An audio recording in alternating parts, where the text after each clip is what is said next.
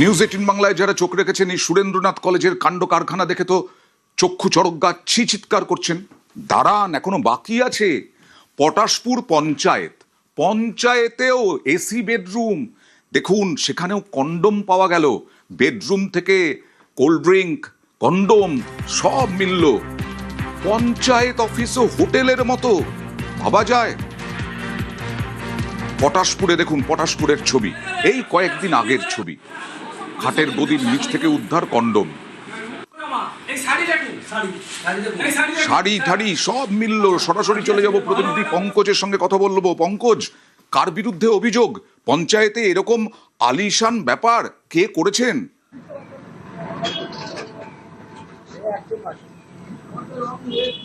দেখো অয়েন্দা, একেবারে যেখানে পটাশপুর 2 নম্বর ব্লকে সাউথখন্ড গ্রাম পঞ্চায়েতে যেখানে আলিশান, যেখানে দেখা গেল যে বেদের মধ্যে কন্ডম এবং বিভিন্ন জিনিস, মহিলাদের জিনিস, অন্তর্বাসের কাছ থেকে সব কিছু, তারপরেই কি যেখানে অভিযোগ উঠছে কিন্তু গ্রাম পঞ্চায়েতের প্রধানের বিরুদ্ধে। তারপর আজকে যেটা দেখা গেল অন্য জায়গায়, যেখানে রামনগর 2 নম্বর ব্লকে মহিতলা গ্রাম পঞ্চায়েতে সেই গ্রাম পঞ্চায়েত যেখানে কক্ষ রয়েছে, সেই কক্ষ দীর্ঘদিন ধরে বন্ধ রয়েছিল বলে এমনটাই কিন্তু অভিযোগ করছে এলাকার মানুষ। যেখানে গ্রাম পঞ্চায়েতের প্রধান রয়েছে তার পাশের যে রুমটি রয়েছে সব বন্ধ ছিল। সেই রুমটি আজকে যখন খোলা হয় তার মধ্য থেকে পাওয়া গেল কন্ডম এবং মহিলাদের অন্তর্বাস, এছাড়াও মদের বোতল সহ লেপ বালি সব প্রসাধনী সামগ্রী। সেক্ষেত্রে এলাকার মানুষ ক্ষোভে ফেটে পড়ে, যেখানে শিক্ষাক্ষেত্রের পাশাপাশি এবার গ্রাম পঞ্চায়েত অফিসের মধ্যেও এই সমস্ত আপত্তিকর জিনিস পাওয়া যায়। তারপর দেখো, এই মুহূর্তে যে পঞ্চায়েত প্রধান কিন্তু তিনি এখন পর্যন্ত গ্রাম পঞ্চায়েত অফিসে কিন্তু নেই, তিনি কিন্তু তার বাড়িতেই রয়েছে, এমনটাই কিন্তু জানাচ্ছেন এলাকার মানুষ। তবে তারা জানাচ্ছেন যে এখানে গ্রাম পঞ্চায়েত যে রয়েছে, তৃণমূল পরিচালিত গ্রাম পঞ্চায়েত মহিতনা গ্রাম পঞ্চায়েত, এই মহিতনা গ্রাম পঞ্চায়েতের প্রধান কিন্তু একজন মহিলা বলে জানা যাচ্ছে। তবে এখানে উপপ্রধান রয়েছে পুরুষ। তবে সেই যেখানে উপপ্রধান এবং মহিলা প্রধান, সেক্ষেত্রে তাদের ক্ষেত্রে অভিযোগ হচ্ছে যেখানে মহিলা প্রধান থাকা সত্ত্বেও কি করে এই সমস্ত জিনিস পাওয়া গেল গ্রাম পঞ্চায়েতে। দীর্ঘদিন বন্ধ থাকার চলছিল, এটা খুব দেখা দরকার পঙ্কজ। এবং এই বিষয়ে পুলিশ কি পদক্ষেপ করে সেটাও আমরা নজরে রাখবো। শুধু পটাশপুর নয়, রামনগর পঞ্চায়েত, সেখানেও এরকম বিল্ডিং, এরকম দেখুন মদের বোতল, অন্তর্বাস, মহিলাদের লেপ বালিশ, বহিরাগতদের আনাগোনা, সন্দেহ স্থানীয়দের। সরাসরি চলে যাব, এই ছবি দেখাচ্ছি। ছবি দেখানোর পরে এবার পঙ্কজের কাছে যাব। পঙ্কজ, এটাও কি তৃণমূল পরিচালিত পঞ্চায়েত? আর সেখানে কার এরকম অবস্থা? পঞ্চায়েতকে ব্যবহার করছিল কে?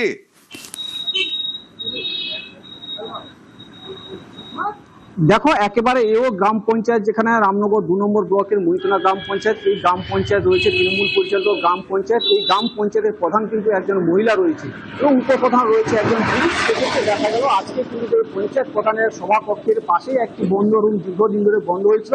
আজকে গ্রামবাসী এবং বিজেপির কর্মী সমর্থকরা গিয়ে কিন্তু সেই বন্ধ ঘর যখন খুলে, তখনই তার মধ্যে এই সমস্ত, যেখানে কন্ডমের পাশ থেকে মহিলাদের অন্তর্বাস এবং লেপ বালিশ সহ ফ্রিজ এবং বিভিন্ন ধরনের আপত্তিকর জিনিস পাওয়া যায়। সেক্ষেত্রে তাদের এই সমস্ত অভিযোগ যেখানে তারা তুলছে যে এই গ্রাম পঞ্চায়েত অফিসে এইরকম প্রসাধনী, যেখানে তাদের বিলাসবহুল জিনিসপত্র পাওয়া যাচ্ছে। শিক্ষাক্ষেত্রের পরে যেখানে গ্রাম পঞ্চায়েত অফিসগুলোকেও কিন্তু তৃণমূল কংগ্রেসের পঞ্চায়েতের প্রধান মহিলা, দুটো পঞ্চায়েতেরই, তারপরেও এই রকম কাণ্ড কারখানা। পুলিশ দেখুক, পুলিশ দ্রুত পদক্ষেপ করুক। এই শাড়ি দেখুন, এই শাড়ি দেখুন স্যার। আচ্ছা, আর কি আছে এখানে? ভালো একটা অবস্থায়, আর কি আছে এখানে? ভালো একটা অবস্থায় একটা করে দাও না, এটা বিছানা, এটা ওয়ান সাইড। এই দেখুন, সেই কন্ডম দেখুন। ও স্যার, দেখুন কন্ডম দেখুন, এদিকে কন্ডমটা দেখুন, কন্ডম। রাত 2:30-3টা পর্যন্ত মহিতনা পঞ্চায়েত খোলা আছে। কোন অজানা কারণে খোলা আছে আমরা কেউই জানতাম না, কিন্তু আজকে দেখলাম বহুত মদের বোতল, মহিলাদের অন্তর্বাস পাওয়া গেছে, কন্ডোমের মতো জিনিসও পাওয়া গেছে। এছাড়া পলিথিন, কম্বল দুস্থ মানুষদের দেওয়ার জন্য সরকার যেগুলো দিয়েছিল সেগুলোও কিন্তু এখানে দেখলাম বস্তাবন্দি করে রাখা আছে। এমনকি তৃণমূলের পতাকাও পর্যন্ত এখানে রাখা আছে। আমরা এদের বিরুদ্ধে প্রশাসনে জানাবো। পটাশপুর, রামনগর, দুটো পঞ্চায়েত, সেই পঞ্চায়েতেও এইরকম ব্যবস্থা কাদের জন্য? সেখানে কোথাও পাওয়া যাচ্ছে কন্ডম, কোথাও পাওয়া যাচ্ছে মহিলাদের অন্তর্বাস, লেপ তোষক, সমস্ত কিছু, ডাবল বেড, এলাহি আয়োজন। রামনগর পঞ্চায়েত, পটাশপুর পঞ্চায়েত, দুটো পঞ্চায়েতেই পুলিশি অভিযান হবে কিনা, নিশ্চয়ই পুলিশ পদক্ষেপ করবে। কারা এর সঙ্গে জড়িত, নিশ্চয়ই পুলিশ খুঁজে বের করবে। একটা একটা করে তুলবে না। এটা বিছানা। এটা বিছানা। সবই এই দেখুন, সেই কন্ডম দেখুন।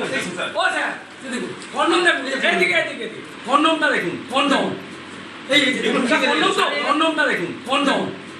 এই দেখুন, কন্ডম তো। এটা দেখো, এদিকে দেখো। কালকে যে ছবিটা দেখিয়েছিলাম আরেকবার দেখাই, দেখুন। ইনি হচ্ছেন প্রাক্তন তৃণমূল বিধায়ক।